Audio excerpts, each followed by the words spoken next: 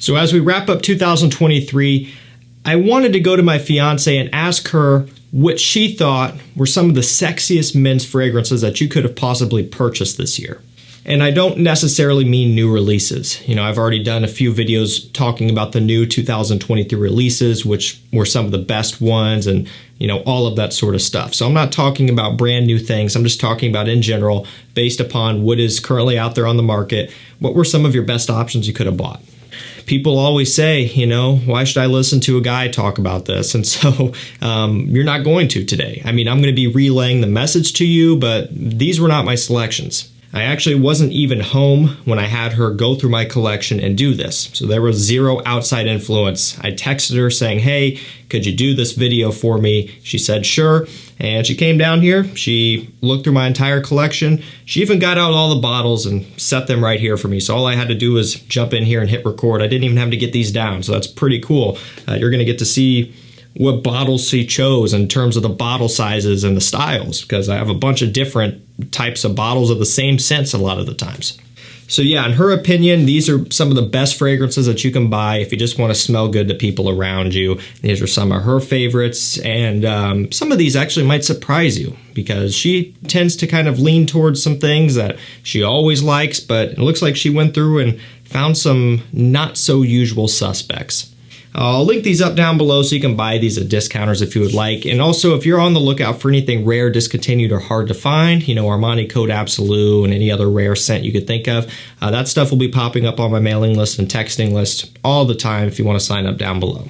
So this first one here is actually a new release. However, the flanker of this that came before it, or at least a couple releases before it, is one that she's liked for quite a while. But this is Eau de Parfum Intense.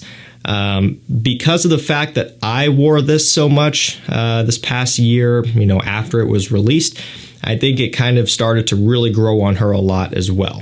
I also forgot to mention she took notes on each one of these. So Eau de Parfum Intense, she rates this one an 8 out of 10, and she says it is a little strong in the opening. I guess that's why it's getting docked, maybe a point or so there, 1.5, because she rates EDP pretty high, but I can agree. The opening is still pretty strong. It's not as sweet as the Eau de Parfum, but this one still opens up pretty powerful. So, you know, 8 out of 10 is what she's giving this one. And yeah, definitely solid. I would probably give it a little bit of a higher score, but that's just me. Okay, next up we have Aqua Dejo Profumo. This is coming in at a 10 out of 10 scoring from her here. And that doesn't really surprise me either. She brings this one up all the time, even in wintertime. And so this one, like I said, it's no surprise. For the notes on this one, she says, literally can't find anything to complain about with this one. So yeah, right there. You heard it. It's perfect to her, 10 out of 10. I feel the same way for the most part. I would say this is definitely a stellar release. This and the Parfum / Profumo are probably dollar for dollar a couple of the best men's aquatic designer scents on the market that you can buy. You know, when we're talking all of the price points, everything from the cheaper ones up into the more expensive niche, the most well-rounded, most, you know, mass-pleasing and best-performing aquatics for men are coming from Profumo and Profumo / Parfum, in my opinion. So definitely agree. Next up, we have Versace Man of Rem. She's giving this one a 9 out of 10. Doesn't look like she wrote down any notes for this one, you know, in terms of elaborating on that rating. But yeah, 9 out of 10. Another one that doesn't surprise me. It's one that is requested highly for me to wear in the summertime. And, you know, for me, there's no complaints at all. I really like it. It's fresh, it's uplifting, it's musky, citrusy, a lot of star fruit in here. It's just clean, easygoing, and performance lacks a little bit compared to some of the others in this video and compared to the first two that we started off with. But at the price point, it's coming in at about less than half the price of Profumo and EDP Intense.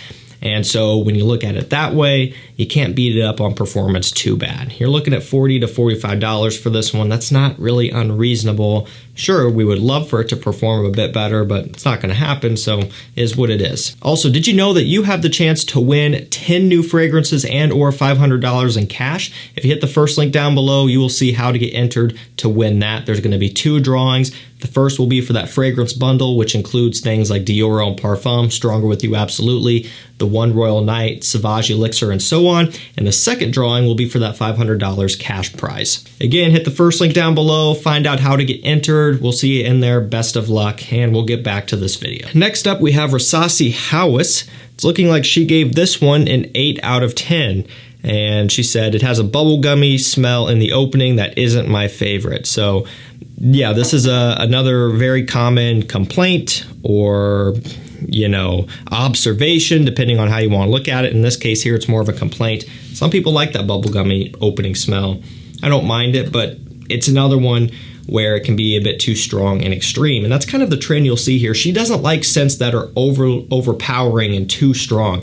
Like why EDP Intense, that one was docked about a point or so, I would imagine, because of the fact that it has that strong opening.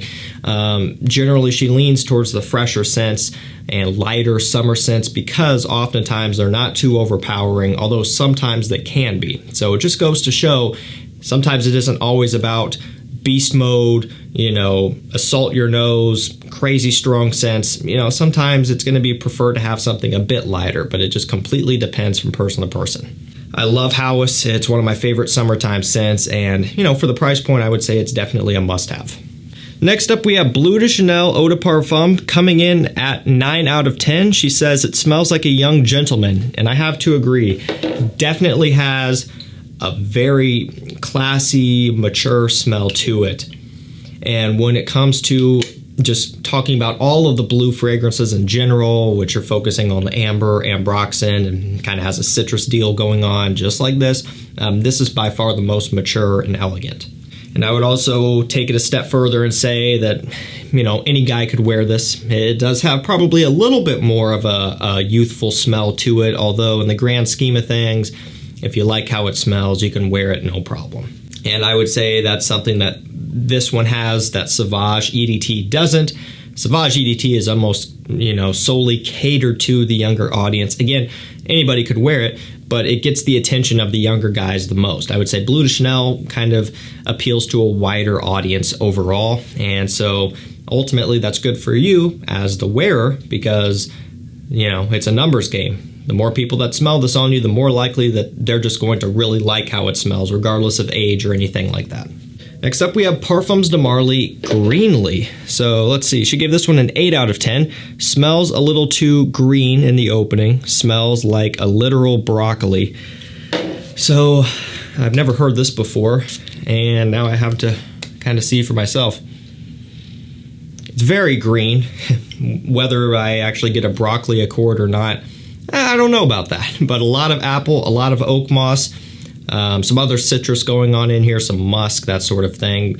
Very oak moss heavy, and that note is something that has become less common. You know, at one point that was all over the men's fragrance category, and it gives off a very green, of course, kind of earthy and almost kind of woody, masculine undertone that is very strong. And so it does give it a slight bit more of a throwback feel a little bit, and it's just not what you're typically used to smelling these days, where you're kind of seeing the trend going towards vanilla and tonka and other sweet notes, chestnut. You know, those are kind of the trends now. It's getting further away from these heavier masculine scents. But yeah, no surprise here, this one is very green. It's in the name, but it does make it great for spring, early summertime. It's super refreshing and smells great.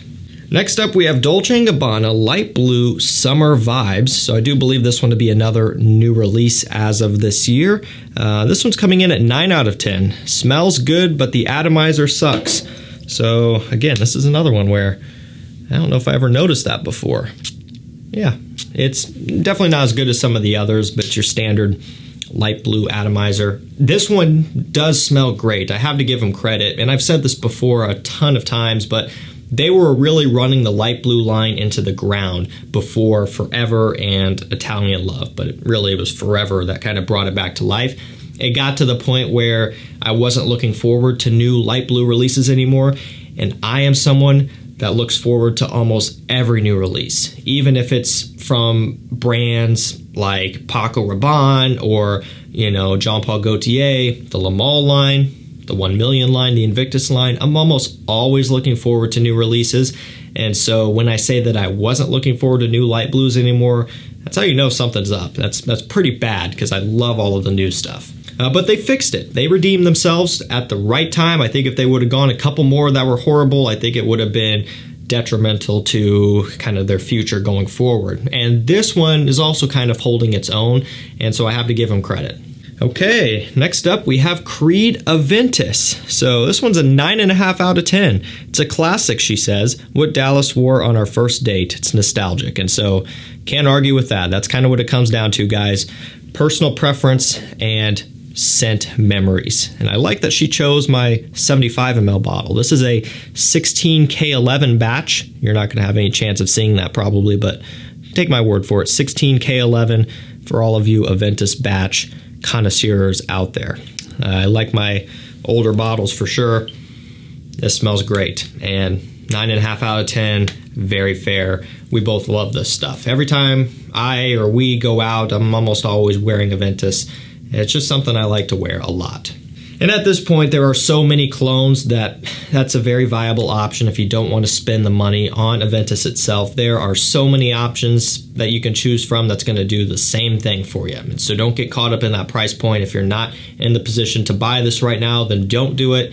Don't, go into credit card debt over getting something like this. Don't do a firm financing over something like this or any fragrances, in my opinion, right? Don't do it. There are always more affordable options, so keep that in mind. But yeah, 9.5 out of 10 rating. I'm glad to see this one show up.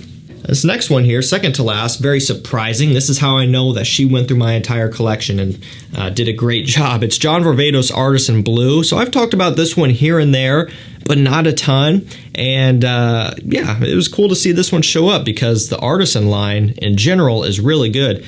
Looks like this one has 8 out of 10. Opening has a peppery, odd smell. Smells like summer / sunscreen. So this one's very heavy on the aromatics and like the basil, and there's I think some juniper in here. There's a few other interesting notes as well.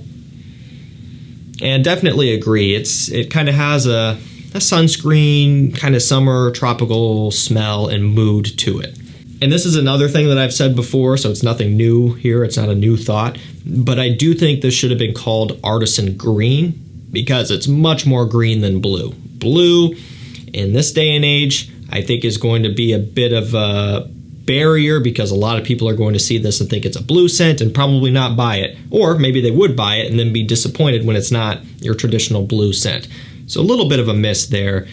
Not the end of the world, but definitely much more green smelling than blue in any stretch of the definition, from ambroxan style to aquatic or anything like that. So interesting point, but definitely one that I do really like a lot for summertime. It smells amazing. And last up for this one, we have Roja Parfum Elysium. Another one that is no surprise to me. I figured it was going to be in here, and definitely glad to see it show up. 10 out of 10, a classic is all she has to say, and it's really all that needs to be said. I've talked about this one a ton on the channel. It smells phenomenal in the summer heat, especially.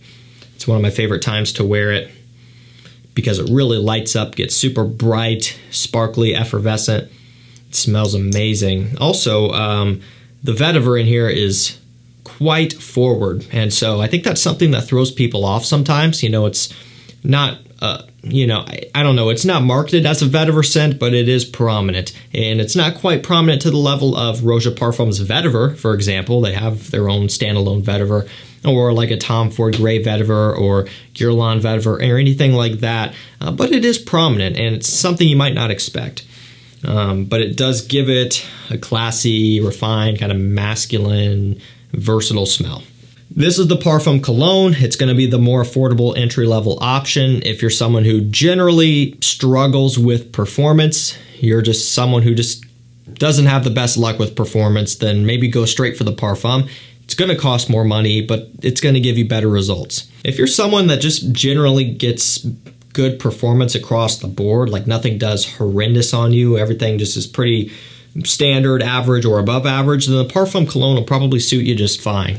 And again, going back to what I was saying about Aventus, it's not necessary to buy this. There are alternatives, affordable colognes out there. FOMO, a Fraghead's Asylum, is a fantastic Elysium cologne that you can get for around, I think, $30. So yeah, gotta love Elysium. No surprise that this one made it in here. Another one that is requested highly in the spring, summer, fall, and winter time, but I especially like to wear it when it's warm outside. So spring, summer, early fall, just whenever it's sunny and it's a bit warm, I'm wearing Elysium. I've showed this before as well, but this bottle is about shot and it is scratched up to death. I mean, crazy. I, use this stuff to record, and I used to record my videos outside, and so I would throw this in a bag with everything else, and it gets scratched up. Also has been a travel bottle going on trips and stuff as well. So yeah, it's seen some use. It's a nostalgic bottle. Even when this one runs empty, I'll still keep it around. But I really don't wear this one anymore. I use my other bottles just because I want to remain, keep that little bit just as a memory. Okay, guys, that's going to do it for me. My fiance rated some of the best, sexiest men's fragrances that you could buy this year in 2023. In production, easy to get stuff that's available pretty much everywhere for you. So none of these are discontinued or anything like that. Remember, if you want to be the first to know about anything rare, discontinued, hard to find, coming in stock, Armani Code Absolute, Dior Homme Original, Armani Code Profumo, all of those rare, hard to find scents, Paco Rabanne Pure Excess Night, jump on my mailing list, texting list at the link down below. Remember, you also have the chance to enter to win 10 new fragrances and or $500 in cash. If you click the first link down below, you can find out how to get entered there. Dior Homme Parfum, Stronger With You Absolutely, the One Royal Night is included in that bundle. There's going to be 2 drawings, so there's 2 chances to win. First drawing will be for that bundle. The second will be for that $500 cash prize.